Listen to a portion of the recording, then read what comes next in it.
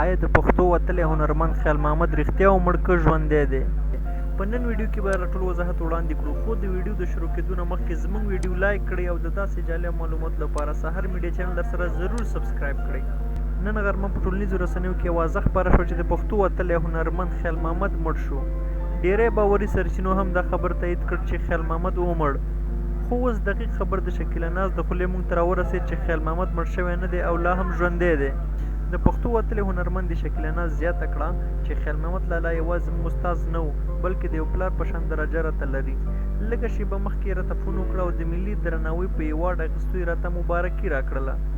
د هغه په اواز اورېدو مبارکي دومره ډېره خوشحاله شوم چې دومره به د دغه ایوارډ په اخیستلو هم نه یم خوشحاله شوي. شکیله ناز دا راز خیال محمد ته وویل: لالا تاسو دې راته الله تعالی روغ او سلامت لري، سایه مو زموږ په سر قایمه او دایمه اوسه. نو د شکیله ناز د دغې خبرو څخه دا جوتېږي چې خیال محمد لا هم ژوندی دی او مړ شوی نه دی.